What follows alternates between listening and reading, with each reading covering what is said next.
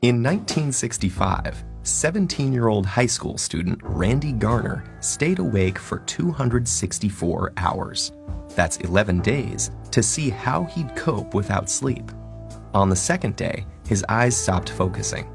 Next, he lost the ability to identify objects by touch. By day 3, Garner was moody and uncoordinated.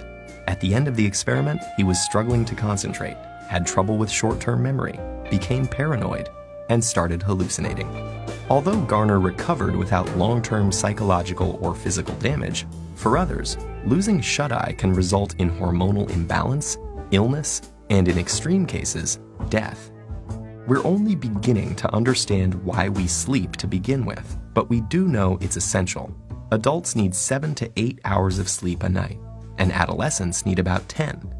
We grow sleepy due to signals from our body telling our brain we are tired, and signals from the environment telling us it's dark outside. The rise in sleep-inducing chemicals like adenosine and melatonin send us into a light doze that grows deeper, making our breathing and heart rate slow down and our muscles relax. This non-REM sleep is when DNA is repaired and our bodies replenish themselves for the day ahead. In the United States, it's estimated that 30% of adults and 66% of adolescents are regularly sleep-deprived. This isn't just a minor inconvenience. Staying awake can cause serious bodily harm.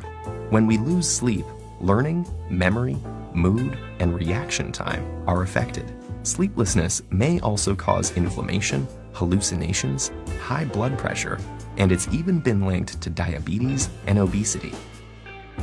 In 2014, a devoted soccer fan died after staying awake for 48 hours to watch the World Cup.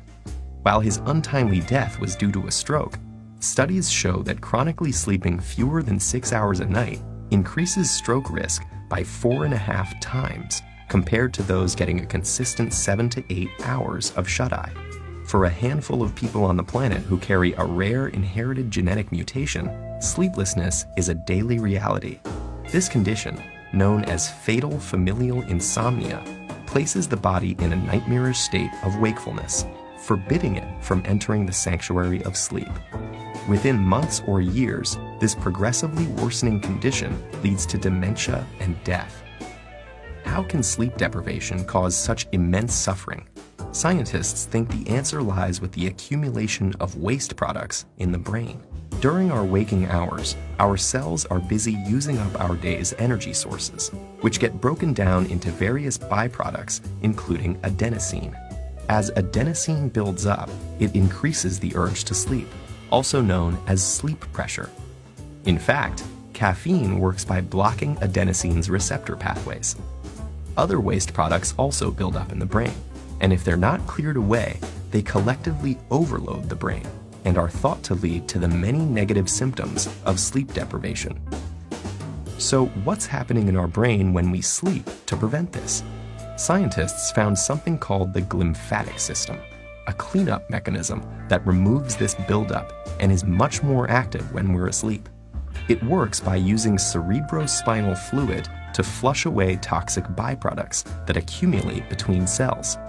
Lymphatic vessels, which serve as pathways for immune cells, have recently been discovered in the brain, and they may also play a role in clearing out the brain's daily waste products. While scientists continue exploring the restorative mechanisms behind sleep, we can be sure that slipping into slumber is a necessity if we want to maintain our health and our sanity.